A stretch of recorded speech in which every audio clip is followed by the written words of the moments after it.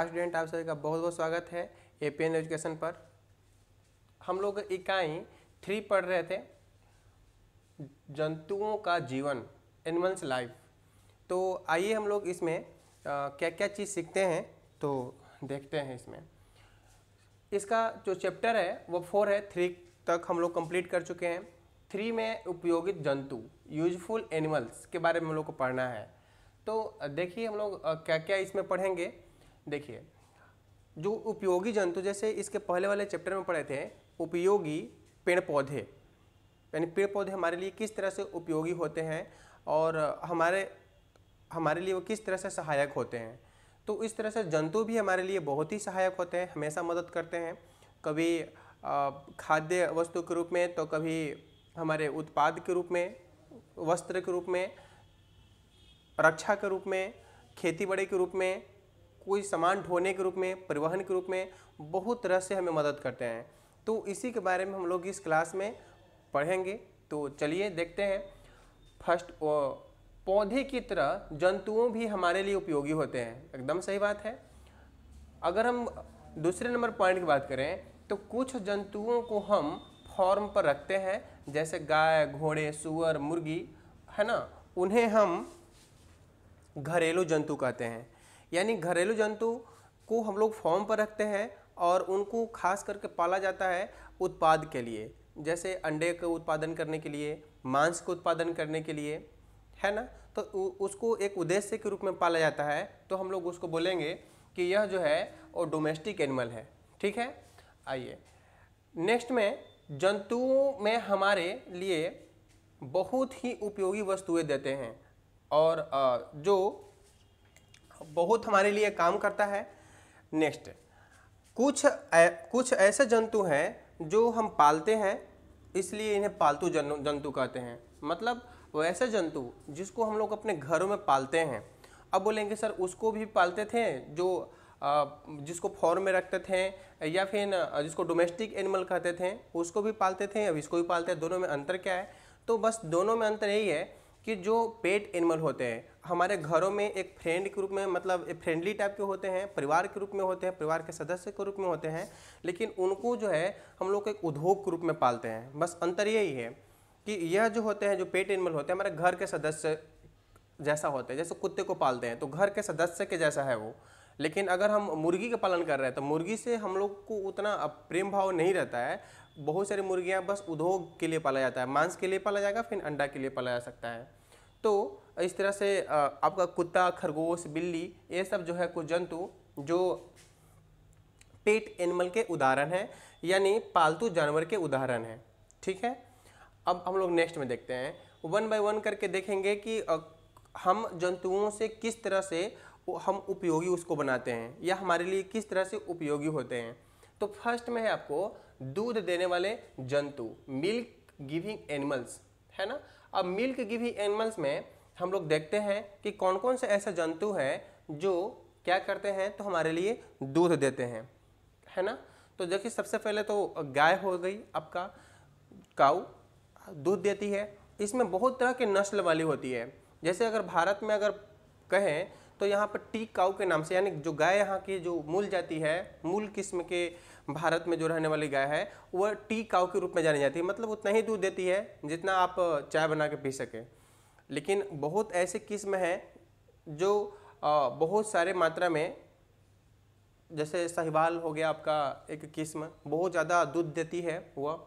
तो इसके जो दूध होते हैं, यानी और ही हम लोग जंतु देते हैं, भैंस, बफेलो, ये भी जो है दूध देती है। गाय, आपका बकरी जो हो गया, गोट, ये भी दूध देती है। इन अगर हम बात करें तो इनके दूध हमारे लिए एक पौष्टिक आहार की तरह काम करता है, यानी कह सकते हैं कि बैलेंस डाइट है, संतुलित आहार है, और उससे बहुत सारे उत्पाद बनाए जाते हैं, बहुत सारी मिठाइयाँ, है ना, मक्खन, घी, ये सब बहुत तरह की चीज़ें बनाई जाती हैं उनसे। तो ये सब जो आपको उदाहरण आपको दिए हैं बकरी का, ऐसा नहीं है कि केवल बकरी, भैंस और आपको गाय से ही दूध प्राप्त होती है, आपको ऊंट से भी दूध प्राप्त होती है, या कुछ ऐसे भी जंगली जानवर होते हैं उनसे भी दूध प्राप्ति होती है। लेकिन हम लोग पूरे मांस के तौर पर हम लोग उसको इस्तेमाल नहीं करते हैं, है ना। बस हम लोग को मुख्य रूप से गाय और भैंस के दूध का ही अधिकतर इस्तेमाल करते हैं और बहुत ही पौष्टिकारक होता है, संतुलन आहार एक तरह का होता है। अब हम लोग आते हैं अंडे देने वाले जंतु के बारे में बात करते हैं, एग्स गिविंग एनिमल्स के बारे में बात करते हैं। वो कौन सा जंतु हैं जो अंडे उत्पादन करते हैं? तो आइए देखते हैं हम लोग।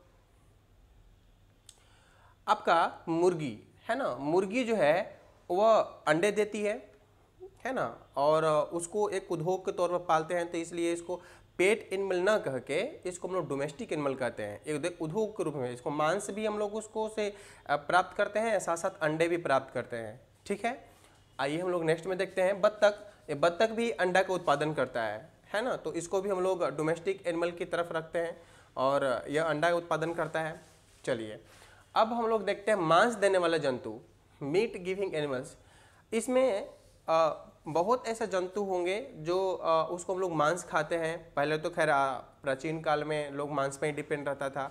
आग की नहीं खोज हुआ था, उससे पहले लोग कच्चे मांस खाता था, लेकिन जब आग का आविष्कार हुआ तो उसको तल के भूंज के जब खाना शुरू किया, उसको स्वादिष्ट लगा, सुपाच्य लगा, तो फिर वह जो है उसी समय से कह सकते हैं कि मांस खाना शुरू किया है। अब तो कहा जाता है कि मनुष्य के लिए मांस नहीं बना है, लेकिन ऐसा नहीं है।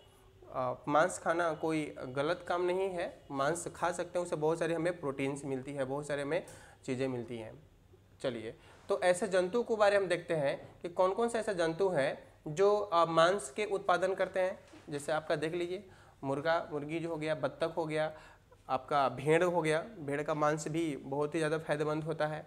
आपका मछली एंड आपका गोट बकरी, ये सभी जो है मांस का उत्पादन करते हैं, है ना। ये सभी जंतु क्या करते हैं, मांस का। हिरण का भी मांस होता है, लेकिन सरकार उसके लिए प्रतिबंध लगा दी है। सूअर का भी मांस होता है, उसके लिए भी मतलब उसके लिए लोग अधिक चॉइस नहीं करते हैं, लेकिन हिरण के मांस को चॉइस करते हैं। तो हिरण की जनसंख्या कम ना हो जाए, इसके लिए सरकार उस पर रोक लगा दी है। लेकिन इस सब को है ना, एक मांस के तौर पर इसको डोमेस्टिक एनिमल की तरह उसको उद्योग में है ना पाला जाता है। तो आप देख चुके हैं कि मांस देने वाले जंतु कौन कौन है, और हाँ, खास करके मांस में आपको प्रोटीन और हर एक तरह की कुछ विटामिन भी मिलती हैं। आप आगे क्लास में पढ़िएगा कि क्या क्या चीज़ें इसमें मिलती हैं। तो आइए हम लोग नेक्स्ट में देखते हैं। अब ऊन और रेशम जो है देने वाले जंतु के बारे में बात करते हैं। कौन कौन से ऐसे जंतु हैं जो ऊन का उत्पादन करते हैं एंड रेशम का भी उत्पादन करते हैं। तो देखिए, ऊन और रेशम दोनों जंतु से आते हैं, इसलिए उसको हम लोग जंतु स्रोत भी कह सकते हैं कि ऊन और रेशम जो है जंतु स्रोत का उदाहरण है। तो आइए हम लोग वन बाय वन करके देखते हैं कि सबसे फर्स्ट जो आपका है वह है आपका, देख रहे कीट दिख रहा होगा, ये कीट जो है ये रेशम कीट है ना। और ये जो पत्ते आपको दिख रहा है, ये पत्ते आपका शहतूत का पत्ता है, उसी पर इसको पाला जाता है, यही उसका भोजन है, शहतूत के पौधा। तो यह जो आपको दिख रहा है ना कीड़ा, इसी से जब यह वयस्क बनता है तो ऊपर से उसका प्यूपा के रूप में हमें रेशम प्राप्त होता है। प्यूपा से हम लोग रेशम निकालते हैं और उससे हम लोग धागे मतलब वह धागे के रूप में ही होता है, और उससे फिर हम लोग कपड़े तैयार करते हैं, और उसका कपड़ा बहुत ही मुलायम होता है और बहुत ही आरामदायक भी होता है। तो इससे आप बना सकते हैं, जैसे इस तरह के आप कपड़े देख रहे होंगे, यह कपड़े जो है रेशम के कपड़े हैं। चलिए अब हम लोग बात करते हैं, देखिए ऊन है ना, ऊन को यह भेड़ से क्या कर रहा है, तो कैंची से काट रहा है। अब ऐसा नहीं, बहुत पारंपरिक कह सकते हैं कि अब पति था कैंची से काटना, अब तो बहुत ऐसे मशीन हो गए हैं, बस ऐसे लगाता है और सारे के सारे बाल को काट लेता है। तो यह भेड़ से भी हमें ऊन प्राप्त होता है, और बहुत सारे ऐसे पहाड़ी जानवर होते हैं जो ठंडे इलाकों में रहते हैं, उनके बड़े बड़े बाल होते हैं, जैसे याक के हो गया, तो उस सब से भी हमें मिलता है। बकरी के कुछ किस्में हैं, जैसे पश्मीना बकरी, तो उससे भी हमें मिलती है। कुछ खरगोश से भी हमें उनका उत्पादन होता है। तो ऊन देखिए, ऊन जो होता है और वह कह सकते हैं कि उष्मा का है ना, अब उतना दूर तक नहीं जाइए, बस ये समझिए कि ठंडे से बचाता है ना। हमें क्या करता है, तो ऊन हमें ठंडे से बचाता है, मतलब हमारे अंदर का जो हीट है वो बाहर नहीं जाने देता है, उसको अंदर ढक के रहता है। तो प्रमुख रूप से इसको हम लोग लाते हैं गर्मी के दिनों में, इसको ऊन के इस्तेमाल करते हैं। चलिए, तो हम लोग ये देख लिए कि ऊन और रेशम देने वाले कौन कौन से जंतु हैं। कौन कौन से जंतु हैं, पहले तो रेशम कीट हो गया है ना। आगे रेशम कीट के बारे में अगर पढ़िएगा तो भारत में सबसे अधिक रेशम का उत्पादन जो होता है वो कर्नाटक में होता है ना। और अगर पूरा वही विश्व में कहें तो चाइना सबसे अधिक जो है रेशम कीट का मतलब रेशम का उत्पादन करता है। और उसे व्यापारिक मार्ग हमारे यहाँ है एक नाथुला, आप अगर पता होगा तो या आप जानते होंगे क्योंकि क्लास में क्यूज यूज होती है तो आप लोग उसमें पार्टिसिपेट करते हैं और प्रश्न इस तरह के पूछे जाते हैं। तो रेशम मार्ग के नाम से किससे जाना जाता है तो हम लोग कहते हैं नाथुला मार्ग। नाथुला एक दर्रा है, नाथुला दर्रे को रेशम मार्ग के नाम से जाना जाता है क्योंकि उसी दर्रे से भारत और चाइना के बीच व्यापार हुआ करता था। तो आप ये समझ गए कि रेशम जो है रेशम के उत्पादन में सबसे पहला स्थान जो है चाइना का है और भारत में कर्नाटक का है। बहुत अच्छी बात है। और इससे बहुत ही आरामदायक कपड़े बनते हैं और ऊन के बारे में भी देख लिए। बकरी के बारे में देखें, बकरी के पश्मीना जो बकरी है उससे ऊन का उत्पादन होता है, उसके बालों से हम लोग ऊन तैयार करते हैं। चलिए नेक्स्ट में हम लोग देखते हैं नेक्स्ट में क्या क्या है। नेक्स्ट में आपका मृत जंतुओं के खाल, स्किन ऑफ डेड एनिमल। मृत जंतुओं के जो खाल होते हैं उसको हम लोग इस्तेमाल करते हैं अपने लिए।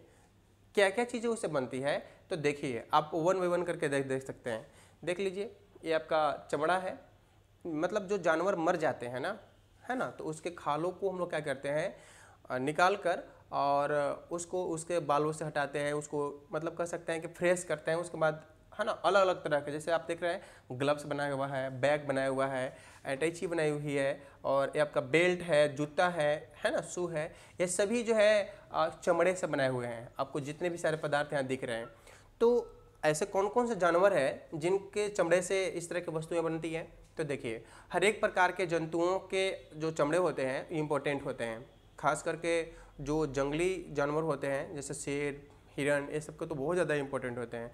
लेकिन उनको है ना पहले ऐसे कुछ लोग होते थे, अभी भी होते हैं, लेकिन सरकार उस पर बहुत कड़ी प्रतिबंध लगा दिया है। उसके है ना उसको नहीं मार सकता है। लेकिन जो सामान्य रूप से गाय हो गया, भैंस हो गई, है ना, मगरमच्छ हो गया, सांप हो गया, ये सब के स्किन से यानी खाल से इस तरह के चमड़े के वस्त्र और चमड़े के जो है चमड़े के वस्तुएं जो है बनाई जाती है। ठीक है, तो आप इसे भी देख लिए। अब हम लोग नेक्स्ट देखते हैं भार ढोने वाले जंतु, है ना। ऐसे कुछ जंतु होते हैं जो खास करके भार ढोने के लिए ही हम उसको पालते हैं, है ना। तो कौन कौन सा ऐसा जंतु है तो आइए हम लोग उसको देखते हैं। देख लीजिए ये आपको घोड़ा दिख रहा होगा, है ना, उजला उजला घोड़ा और उसके पीछे तांगा लगा हुआ, व्यक्ति बैठा हुआ और एक डंटे लिए हुए है। तो यह जो है और वह सवारी करने वाला जो है ना, यानी घोड़ा जो है सवारी करने वाला जंतु है। आपको ऊंट दिख रहा होगा, ऊंट जो है रेगिस्तान में पाया जाता है। मतलब रेगिस्तान में ऐसा नहीं कि रेगिस्तान में पाया जाता है, रेगिस्तान के लिए यानी मरुस्थल के लिए अनुकूल है ना। वहाँ पर इसके अंदर इस तरह की क्षमता होती है कि बहुत दिन तक पानी बिना रह सकता है, इन पानी स्टोरेज करने की भी क्षमता है और बिना खाए कुछ दिन तक रहने की भी क्षमता है। इसलिए इसको रेगिस्तान का जहाज भी कहा जाता है कि नहीं। तो आप देखे होंगे रेगिस्तान में ही सबसे अधिक इस तरह के जंतु मिलते हैं, यानी ऊँट मिलते हैं, इस पर लोग सवारी करते हैं। वहाँ पर इसके पैर गद्दार होते हैं और बालों में नहीं धंसते हैं, इसलिए उसको वहाँ पर पालते हैं लोग। हाथी को आप देख रहे होंगे, एक बड़ा सा है ना लकड़ी का टुकड़ा लिए हुए मोटा सा और सूंड में लपेट कर जा रहा है। मतलब इसे जंगलों से लकड़ी के जो कटे हुए भाग होते हैं उसको ढोया जाता है। चलिए अब तो गाड़ी आ गई है तो बस गाड़ी पे उठाकर क्रेन वेन से ला देता है, लेकिन पहले इस तरह की नहीं व्यवस्था थी, तो इन जानवरों का ही हम लोग उपयोग करते थे। ये आपको दिख रहा होगा गधा, है ना, गधा पालता है, जो धोबी लोग होते हैं वे पालते हैं और उस पर कपड़े रखते हैं, है कि नहीं, कपड़े रख के ले जाते हैं घाट पर और धोआ के फिर से उसको लेकर आते हैं। तो इस तरह से इसको इस्तेमाल की जाती है। आप देख रहे होंगे किसान खेती कर रहा है बेचारा, हल लिए हुए है और हल को चला रहा है, दो बैल को आपस में नाथे हुए है। तो ये बैल को है ना, बैल को यानी बैल के द्वारा ये खेत की जुताई कर रहा है। तो यह भार ढो रहा है, आखिर तो ढो रहा है, मट्टी को कोट रहा है, तो इसका मतलब भार ढो रहा है। तो इस तरह से हम लोग बैलों का इस्तेमाल करते हैं अपनी खेती बाड़ी करने के लिए। अब उसके जगह अब ट्रैक्टर ले लिया है। पहले कहा जाता था ना कि जिसके घर में बैलों की संख्या ज़्यादा होता था वो बहुत अमीर कहलाता था, लेकिन अब वो कल्चर सब खत्म हो गया क्योंकि मशीन ने इसके जगह जगह ले लिया। अब आइए एक तांगा का देखिए, ठेला गाड़ी टपका है, वह भी बैल को ही नाथे हुए है और बैल के द्वारा जो है तांगा चला रहा है, इस पर सामान वामान ढो सकता है व्यक्ति। तो आप देख लिए कि इतने सारे जो है जंतु, विभिन्न विभिन्न प्रकार के जंतु जो है वह भार ढोने के लिए उपयोग में हमारे लाए जाते हैं। ठीक है, अब हम लोग नेक्स्ट में आते हैं और नेक्स्ट देखते हैं कि नेक्स्ट में क्या चीज़ें हैं। जंतुओं से प्राप्त होने वाली अन्य उपयोगी वस्तुएं, other important things from the animal. कुछ ऐसे भी उत्पाद है, कुछ ऐसे भी चीज़ें हैं जो हम लोग जंतुओं से प्राप्त करते हैं, ये सभी चीज़ों को छोड़कर, है ना। तो देखिए क्या क्या चीज़ें हम लोग प्राप्त करते हैं। शहद, गोबर, खाद, ईंधन, ये सभी जो है हम लोग किससे प्राप्त करते हैं? जंतु से ही प्राप्त करते हैं। शहद मधुमक्खियों से प्राप्त होता है, गोबर जितने भी सारे जानवर होते हैं उसका मल होता है, उसी को हम लोग गोबर बोलते हैं, उसे ईंधन के रूप में हम लोग इस्तेमाल करते हैं और गोबर गैस बनाने के लिए भी इस्तेमाल करते हैं, है ना। गोईठा आप देखे होंगे, महिला लोग ठोकती है घरों में गोईठा, तो उससे जलावन के रूप में इस्तेमाल की जाती है। खाद, है ना, एक खाद मतलब उर्वरक के बाद बात कर रहे हैं, एक खाद आपका जैविक खाद है, इसके लिए इससे किसी तरह से कोई नुकसान खेतों का नहीं होता है ना, और बहुत ही अच्छा उपयोगी माना जाता है। तो उसी के मलमूत्र से बनाई जाती है। ये आपको दिख रहा होगा ईंधन, है ना। ईंधन यानी गोबर को आप जलाते हैं, गोबर से जो उपला बनता है उसको जलाते हैं, तो ईंधन के रूप में इस्तेमाल होता है। तो हम लोग देखते हैं कि और क्या क्या चीज़ें हैं इसमें। ये आपको दिखाया गया है प्रत्येक चीज़ों के बारे में, देख लीजिए। शहद, है ना, एक आपका डब्बा में भरा हुआ है और ऊपर से लटका हुआ है पौधे के डालियों पर। तो ये मधुमक्खियों इसमें बहुत सारे जो है मकरंद इकट्ठा करके और इसमें भरते हैं कि सालों भर फूल नहीं होते हैं, तो आराम से साल भर इनका काम चल सकता है। तो यही मधु को हम लोग, है ना, शहद बोलते हैं और इससे ही हम लोग प्राप्त करते हैं। दूसरा आपको दिख रहा होगा, ये आपको गाय, आपको नीचे दिख रहे हैं गोबर दिख रहा है ना, गोबर इसका मल है और इसी से उपला बनाया जाता है, जिसे ईंधन के रूप में हम लोग इस्तेमाल करते हैं। आपका देखिए गोबर गैस भी आपको दिख रहा होगा, दिख रहा है, मशीन है इस पर अंदर में, ये आपको दिख रहा है ना, घर के अंदर से हम लोग क्या करते हैं, उसको डालते हैं, गोबर को एक बॉक्स में डालते हैं घोर कर और इसमें जाता है तो गैस बनाता है। गैस से हम लोग देख लीजिए पाइप है, पाइप के द्वारा खाना पकता है। ठीक है, देखिए महिला जो है खाना पका रही है, गैस पर पका रही है और गैस कहाँ से आ रहा है? इसी टंकी से आ रहा है गैस। तो हम लोग देख लिए कि जंतुओं से प्राप्त होने वाली अन्य उपयोगी चीज़ें भी हमें होती है, हमें प्राप्त होती है। अब हम लोग बात करेंगे पालतू जानवर का, है ना। पालतू जानवर किसको बोलेंगे? देखिए आपको दिख रहा होगा, ये आपका कुत्ता है, ये आपका बिल्ली है, ये आपका खरगोश है। ये सभी जो होते हैं इनको हम लोग घरों में अपने पालते हैं, है ना। इनसे हम लोग प्यार करते हैं, हम लोग एक मनोरंजन का हमारे लिए साधन है। हमें नहीं मन लगता है तो कुत्तों से हम लोग थोड़ा खेल लेते हैं, बिल्ली से थोड़ी सी खेल लेते हैं, खरगोश से थोड़ा सा खेल लेते हैं। तो यह हमारे मनोरंजन के भी काम आता है और साथ साथ इसको हम लोग बहुत ही प्यार करते हैं अपने घरों पर।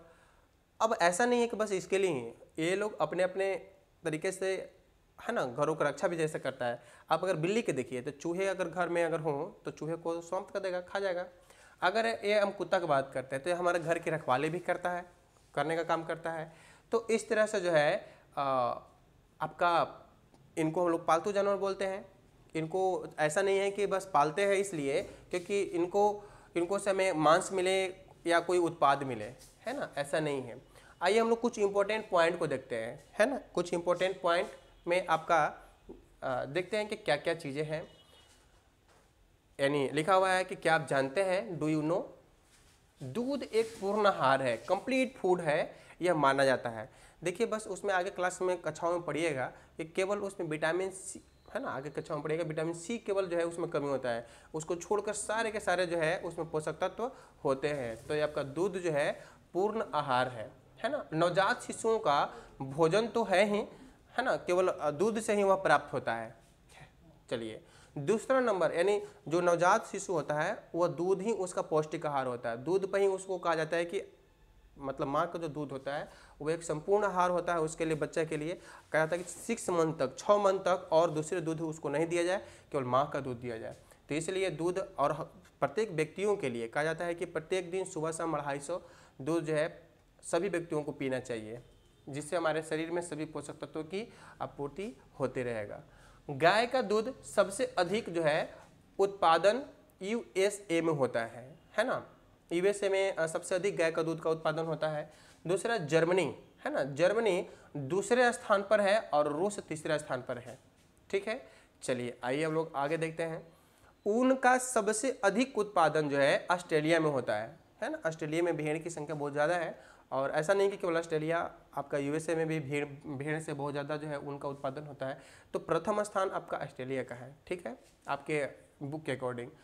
सिल्क का सबसे अधिक जो है उत्पादन कहाँ होता है, तो चीन में होता है। इसके बारे में हम आपको बताया भी थे, चीन में सबसे अधिक इसका उत्पादन होता है। सबसे पहले पालतू बनाए जाने वाले जंतुओं में कुत्ता का स्थान आता है। कहा जाता है कि जब मानव सबसे पहला जो जंतु पाला था अपने लिए, यानी जब एक जगह रहकर निवास करना चालू किया, तो उसके जो सामान थे उसको सुरक्षा करने के लिए एक जंतु का जरूरत था, और वह उसको सबसे उपयुक्त जंतु मिला कुत्ता, क्योंकि वो भौं भौं करता है तो लोग उससे डरते हैं कि को काट न ले, इसलिए सबसे पहले वो कुत्ते को पालन किया था, सबसे पहले कुत्ता पाला था। अब याद रखिएगा, यह कि इम्पोर्टेंट पॉइंट है। एंड हम लोग नेक्स्ट में अब देखते हैं कुछ याद रखने योग्य बातें, कुछ पॉइंट जो है आपको याद रखना होगा। देखिए, घरेलू जंतु हमारे लिए कई तरह से उपयोगी हैं। अभी हम लोग पूरे इस क्लास में हम लोग चर्चा किए शुरू से लेकर लास्ट तक किस तरह से उपयोगी हैं। जंतु बहुत सी उपयोगी चीज़ें देते हैं और हमारा बहुत काम करते हैं, है ना। और कुछ जंतु वो भाड़ होते हैं, यानी घोड़े और हाथी, ऊँट, बैल, ये सब। कुछ जंतुएं जो होते हैं वो घर में हम लोग पालते हैं, जैसे आपको दिख रहा होगा। ये सब बस रिमेंबर कर रहे हैं, मतलब फिर से उसको एक बार याद करने का प्रयास कर रहे हैं।